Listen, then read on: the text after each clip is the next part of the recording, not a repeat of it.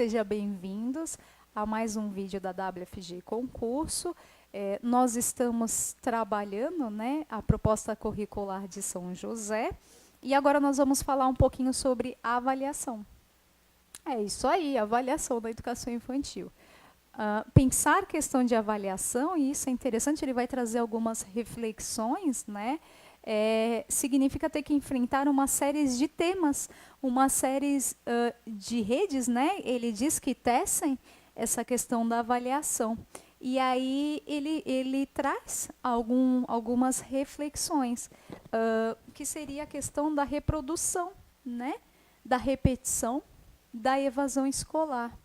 Pensar a avaliação é pensar no fracasso escolar também. Nós fracassamos. Não é só a criança que fracassa, né? Do problema de aprendizagem como culpa, responsabilidade só do aluno. Será que o fracassar diz respeito a só o aluno? Então, ele está convidando aí para refletir. Ele diz aqui, traz essa questão da redução da avaliação, a aprendizagem negligenciada, a ensinagem, né? Eu estou negligenciando, será que ao avaliar eu não preciso repensar também a minha prática? Ao avaliar eu não tenho que repensar a minha proposta, a minha metodologia? É isso, né?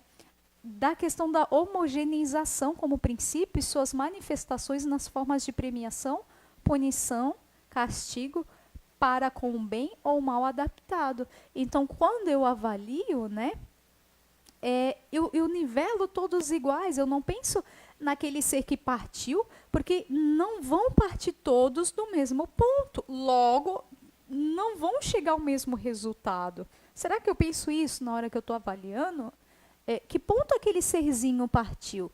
E aí, daquele ponto que aquele ser partiu é que eu tenho que avaliar para ver onde ele chegou. Não dá para a gente homogeneizar, todos iguais, né? Todos têm que chegar no mesmo ponto, porque se não chegou, olha lá, eu acabo castigando, eu acabo punindo, né? Ou premiando quem chegou. Às vezes não é explícito, às vezes não é falado, às vezes, porque a gente sabe que muitas das vezes sim, é falado, é explícito, a gente sabe que os professores, que nós, né, fazemos isso porque fizeram isso com a gente e acabamos reproduzindo sem pensar. Então vamos pensar, vamos repensar isso, essa postura. Centralidade no aspecto cognitivo, então eu só penso no aspecto cognitivo da criança, né? E aí acabo pautando na memorização do conteúdo. E a avaliação acaba ficando só nisso, o que ele memorizou, o que ele não memorizou. Demonstração do conhecimento como data marcada, né? Sabe aquela coisa? Semana de prova. Meu Deus, é um terror para a criança, é uma tortura, né? Até o nome prova acaba pesando muito para a criança, né? Às vezes nem é para a criança, porque a criança nem entende, nem sabe do peso, mas os pais fazem uma pressão tão grande, né? Nossa, enfim, a sociedade faz uma pressão tão grande com aquela coisa da avaliação de data marcada. Veja, se é um processo e eu vou avaliar o ponto de partida, isso quer dizer que eu vou avaliar o que ela está evoluindo. Então, a minha avaliação, ela se dá o tempo todo, né? O meu olhar avaliativo se dá o tempo todo, não é só naquela data marcada, naquela prova, ok? A prova como principal instrumento, né? A nota, enfim, nota passa a ser uma moeda de corrente, né? Te comporta, senão tu vai tirar nota ruim, né? Estuda, senão você não vai bem na prova, enfim.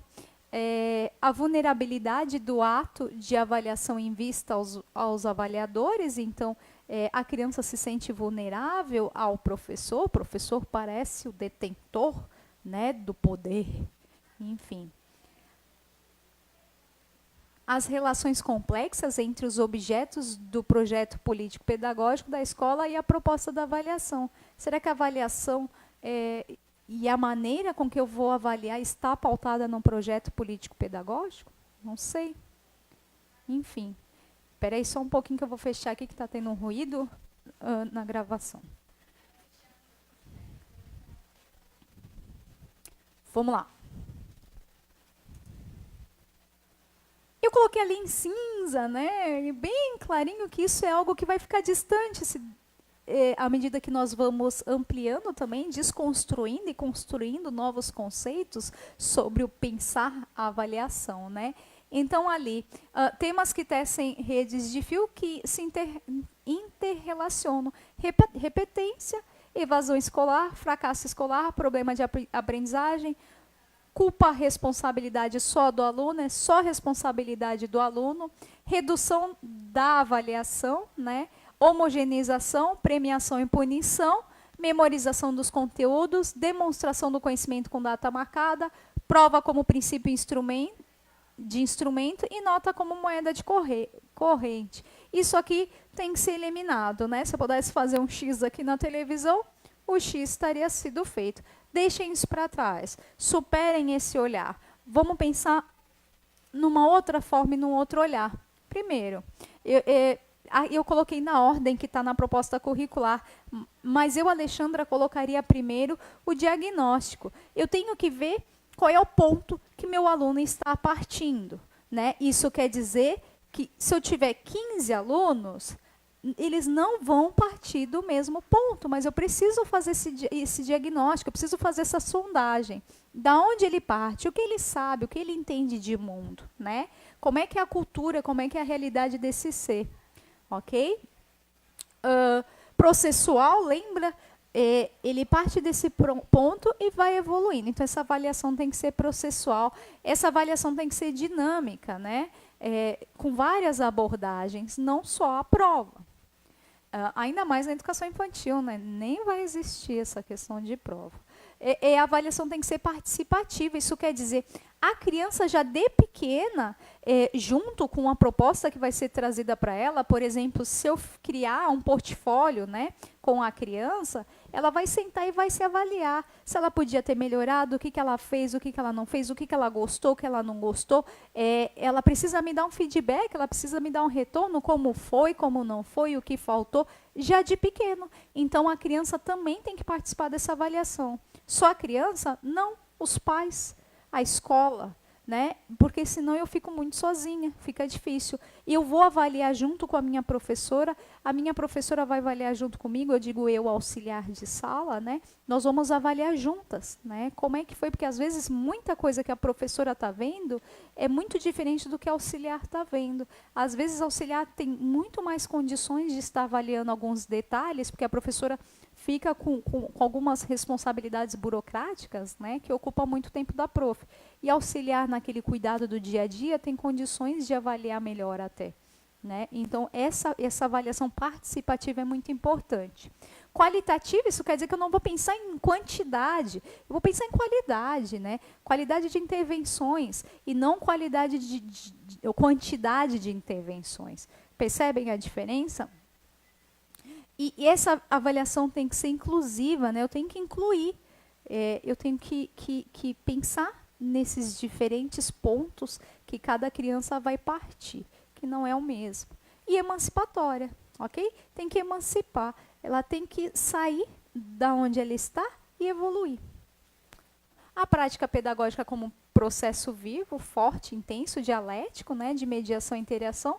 Dialogicidade é uma outra palavra que vocês vão ver muito, essa dialogicidade, né? Esse diálogo com tudo, né, gente? Diálogo com o professor, diálogo com o auxiliar, diálogo com a coordenação, diálogo aberto, diálogo com os pais, diálogo com as crianças, né?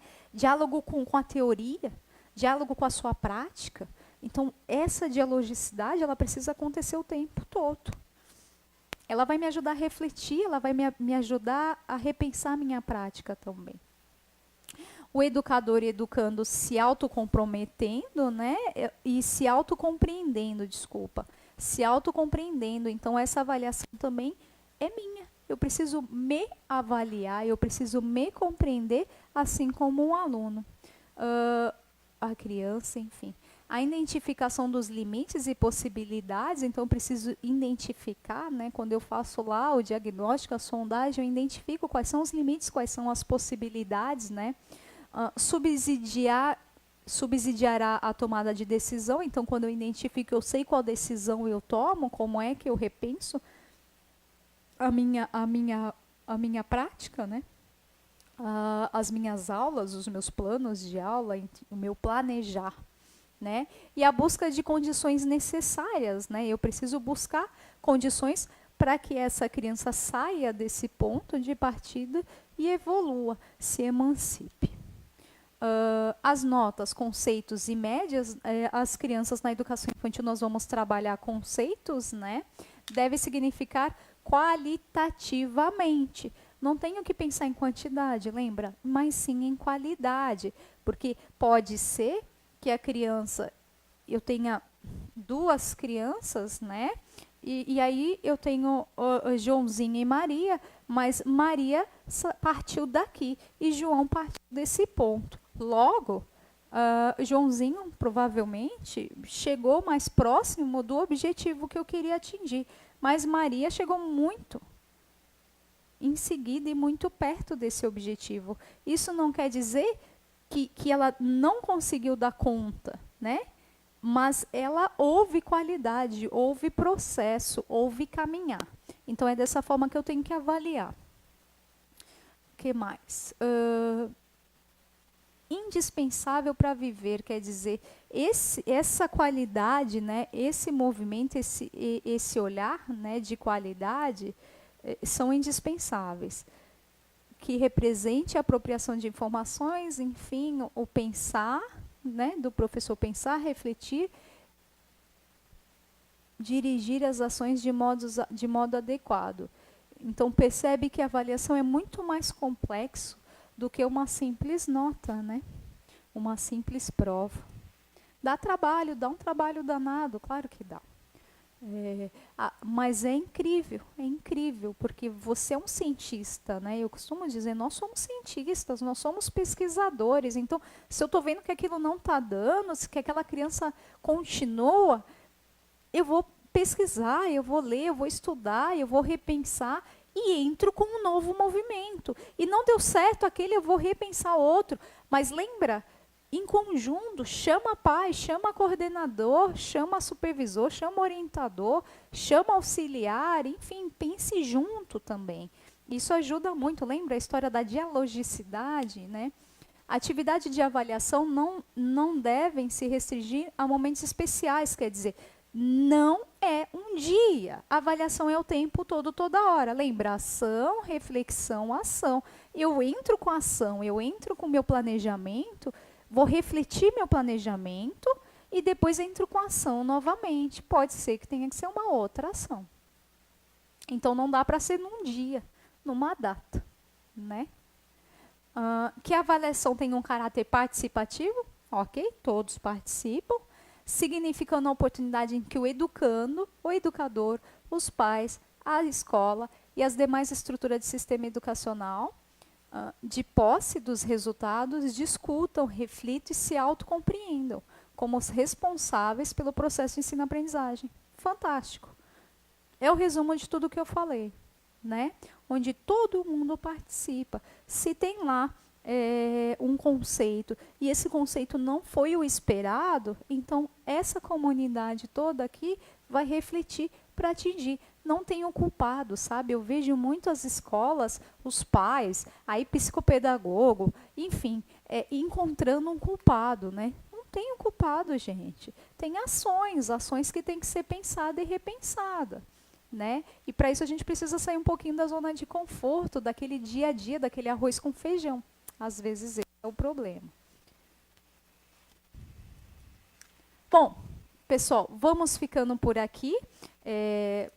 Trabalhamos, deixa eu colocar ali na página principal para vocês. Trabalhamos a proposta curricular de São José. Lembrando que a proposta curricular de São José, ela foi elaborada em 2000, apesar de ser muito atual, né? Eu acho ela muito atual, todos os conteúdos dela ainda estão sendo estudados na faculdade, conceitos que ela traz ainda estão sendo estudados, apesar de ter passado 18 anos, o que é triste também, mas ela diz ali que é uma primeira síntese. Isso quer dizer que a proposta curricular de São José, ela, quando foi elaborada, ela entendeu que era só uma síntese e que havia necessidade de repensar e de pensar uma nova síntese. E sim, claro, vamos ter que repensar. E eu digo vamos porque todos têm que participar, ok? Fiquem bem e bom descanso.